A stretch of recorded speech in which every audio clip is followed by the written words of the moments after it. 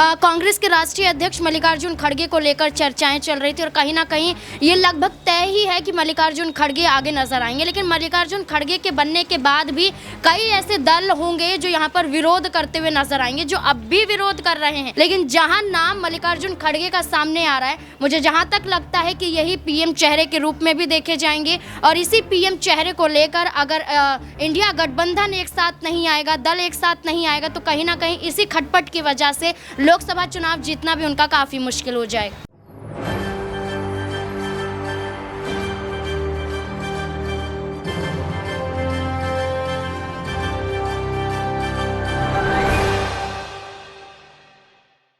नमस्कार, मैं दौलत शर्मा और आप देखना शुरू कर चुके हैं SPN9 न्यूज़ और स्वागत है आपका हमारे खास प्रोग्राम सिंहासन 2024 का में, जहां पर 2024 के लोकसभा चुनाव की बातें होंगी। और सबसे बड़ी बात यहां पर है इंडिया अलायंस वर्सेस NDA, यानी भारतीय जनता पार्टी के खिलाफ यहां पर 28 दल मिलकर चुनाव लड़ने की तैयारी कर रहे हैं। इसी कवायद में इंडिया अलायंस बनाया गया है, जिसमें 28 दल हैं, जिसमें मुख्यतः कांग्रेस, JDU, RJD, आम आदमी पार्टी, SP, लेकिन कोशिश लगातार की जा रही है कि इसमें BSP को भी लिया जाए। हालांकि यहाँ पर 4 मीटिंग हो चुकी हैं, लेकिन इन चारों मीटिंग में ये डिसाइड नहीं हुआ कि आखिर PM फेस कौन होगा। अगर यहाँ पर ममता बनर्जी और अरविंद केजरीवाल की तरफ से PM फेस मल्लिकार्जुन को उठाया भी जाता है तो यहाँ पर कुछ लोग विरोध करते हैं, नीतीश कुमार नाराज होते हैं। ये खबरें सामने यहाँ पर आती हैं और खुद यहाँ पर मल्लिकार्जुन खड़गे कहते हैं कि मैं अभी यहाँ पर प्रधानमंत्री पद को लेकर नहीं सोच रहा, मैं यहाँ पर अभी ये चीज़ लेकर नहीं सोच रहा कि कौन संयोजक बनेगा, कौन चीज़ों को चलाएगा। मैं अभी ये सोच रहा हूँ कि सीटों का बंटवारा करके सबसे पहले ये चुनाव जीता जाए। यानी चुनाव जीतने की सोच यहाँ पर मल्लिकार्जुन खड़गे की है। लेकिन अब कहा जा रहा है कि मल्लिकार्जुन खड़गे इस इंडिया अलायंस के अध्यक्ष होंगे। प्रधानमंत्री पद तो उन्होंने लिया नहीं, लेकिन यहाँ पर अब अध्यक्ष वही होंगे। तो क्या उनके अध्यक्ष बनने के बाद यहां पर ममता बनर्जी और नीतीश कुमार खटपट करते हुए नजर आएंगे? क्या यहां पर कांग्रेस, TMC और JDU के बीच बड़ी खटपट होने के आसार हैं? ये बात लगातार यहां पर कही जा रही है और कहा जा रहा है कि इंडिया अलायंस का ढांचा इन 3 मेन पार्टियों पर ही है, क्योंकि नीतीश कुमार ने इंडिया अलायंस की शुरुआत करी। सबसे पहली बैठक यहां पर बिहार के पटना में हुई थी। उसके बाद कांग्रेस ने इसकी ज़्यादातर बागडोर अपने हाथ ले ली। मुंबई और दिल्ली में कांग्रेस मुख्य भूमिका में था। और यहाँ पर ममता बनर्जी को देखा जाए तो एक महिला फेस भी कहीं ना कहीं इस अलायंस के लिए ज़रूरी है। अगर यहाँ पर BJP ज़्यादा हावी पड़ती है तो यहाँ पर एक ऑप्शन ये भी हो सकता है कि यहाँ पर महिला PM के नाम पर BJP को कमज़ोर किया जाए। लेकिन अब यहाँ पर मल्लिकार्जुन खड़गे के नाम पर एक तरीके से कंफर्मेशन यहाँ पर हो गई है कि वही इसके अध्यक्ष होंगे। तो क्या अब यहाँ पर उनके अध्यक्ष बनने के बाद इस अलायंस में खटपट होती हुई नजर आएगी? और अगर वो अध्यक्ष बने हैं तो क्या वही यहाँ पर PM उम्मीदवार बनेंगे? ये बड़े सवाल हमारे पास यहाँ पर मौजूद हैं और इन बड़े सवालों का जवाब देने के लिए नाज़मीन हमारे साथ है। नाज़मीन से यहाँ पहला सवाल पूछेंगे कि यहाँ पर अध्यक्ष के तौर पर उनकी लगभग यहाँ पर मोहर लग चुकी है और वही यहाँ पर अध्यक्ष होंगे। तो क्या अध्यक्ष बनने के बाद अब कहीं ना कहीं कांग्रेस पार्टी दबाव बनाएगी अन्य दलों पर कि अध्यक्ष उन्हें बनाया है, जब गठबंधन उन्होंने चलाया है तो PM उम्मीदवार भी उन्हें बनाया जाए? देखिए, बिल्कुल यहाँ पर आपने सही कहा है कि मल्लिकार्जुन खड़गे को लेकर, उनके चेहरे को लेकर संयोजक के रूप में कहीं ना कहीं मोहर लगती हुई नजर आई है।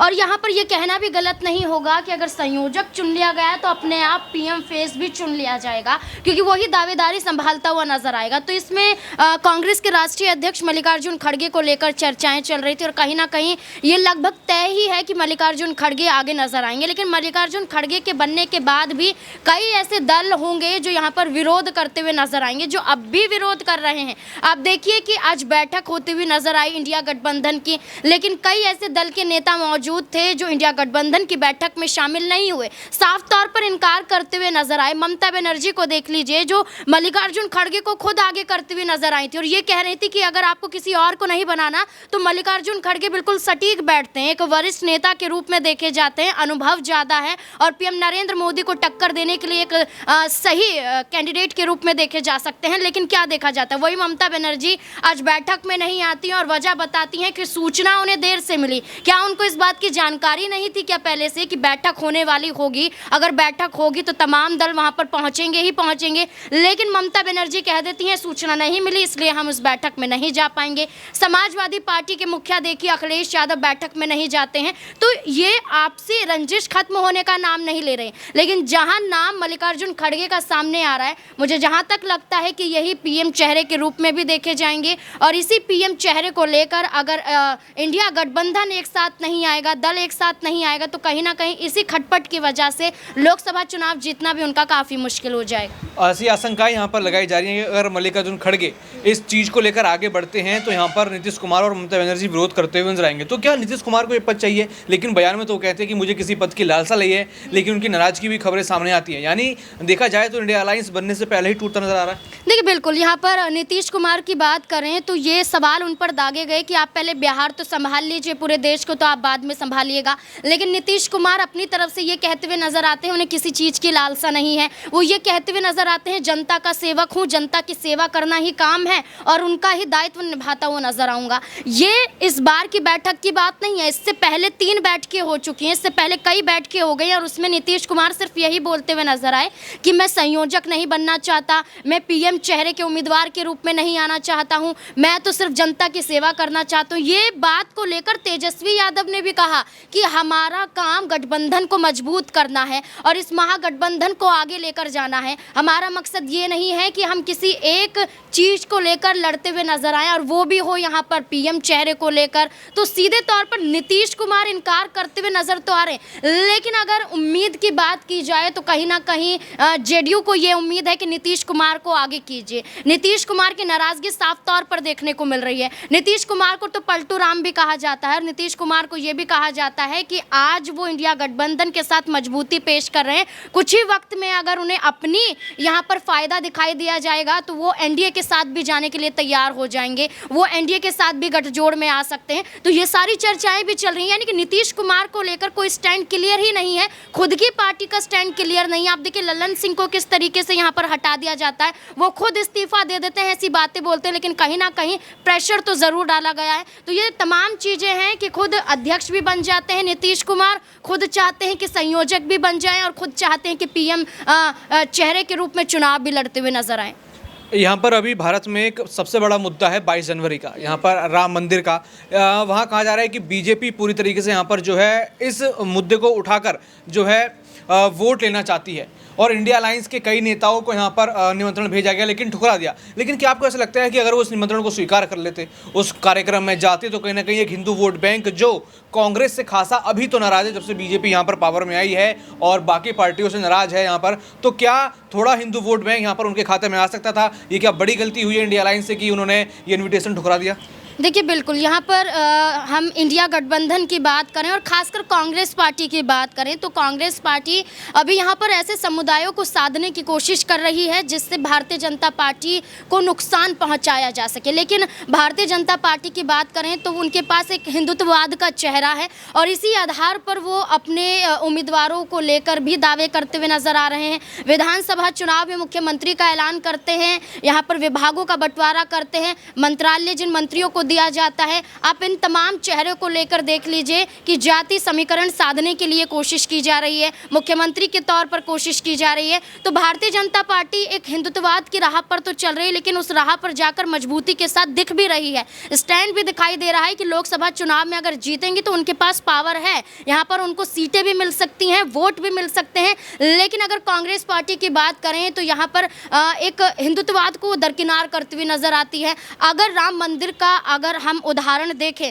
तो सबसे ज़्यादा ये कहा गया कि कांग्रेस को क्रेडिट लेना चाहिए था। राजीव गांधी के जरिए बाबर मस्जिद का ताला खुलता हुआ नजर आता है, बाबरी मस्जिद का। लेकिन किस तरीके से कांग्रेस पार्टी अयोध्या से दूरी बना लेती है, कांग्रेस पार्टी निमंत्रण पत्र को ठुकराती हुई नजर आती है। कांग्रेस पार्टी कहती है कि भारतीय जनता पार्टी पूरा क्रेडिट लेना चाहती है। अगर आपको लगता है कि भारतीय जनता पार्टी पूरा क्रेडिट ले रही है तो आप भी तो आगे बढ़िए। सबसे बड़ी कमजोरी यही कि कांग्रेस उस मुद्दों पर नहीं जाती जहां से वो आसानी से चुनाव जीत सके।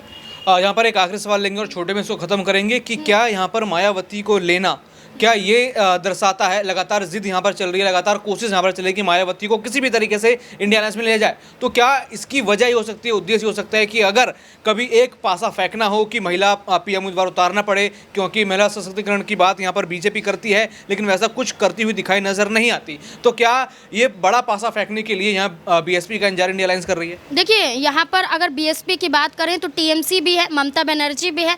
नाराजगी यहाँ पर दिखाई दे रही है, उनकी नाराजगी को दूर किया जा सकता है और नाराजगी को दूर करने का सबसे बड़ा उदाहरण यही है कि पीएम चेहरे के रूप में उतार दीजिए। लेकिन ममता बनर्जी से ज़्यादा अभी यहाँ पर इंडिया गठबंधन को मायावती की ज़रूरत है, और मायावती आ जाएगी तो उत्तर प्रदेश को साधना बहुत आसान हो जाएगा और गठबंधन के साथ आएंगे तो चुनाव जीतना आसान हो जाएगा। इसलिए मायावती को लेकर यहाँ पर चर्चाएं ज़्यादा तेज़ हो रही हैं। बिल्कुल, लगातार यही कहा जा रहा है कि अगर मायावती इस गठबंधन के साथ जुड़ती हैं तो कहीं ना कहीं यूपी और अन्य जो दलित वोट बैंक है उसको साधना इंडिया अलायंस के लिए आसान हो जाएगा। हालांकि यहाँ पर अब अध्यक्ष के तौर पर मोहर लगभग लग चुकी है कि मल्लिकार्जुन खड़गे बनेंगे, और उसके बाद कहीं ना कहीं बताया जा रहा है कि नाराजगी कई सारे दलों को होने वाली है। तो देखना होगा कि क्या 2024 के चुनाव से पहले राम मंदिर और बीजेपी को हराने के लिए, ये राम मंदिर का मुद्दा और बीजेपी को हराने के लिए किस तरीके से यहाँ पर इंडिया अलायंस अपने प्लान तैयार करती है, या फिर 2024 के चुनाव से पहले ही यहाँ पर इंडिया अलायंस धराशायी होती हुई नजर आएगी, क्योंकि हर एक दल आपस में बड़ा है, हर एक नेता अपने आप को एक नेता से बड़ा मानता है। कहीं ना कहीं यही एक बड़ी रुकावट इंडिया अलायंस के जुड़ाव में बन रही है। बाकी ये और भी ऐसी खबरें जानने के लिए देखते रहिए SBN9 न्यूज़। धन्यवाद।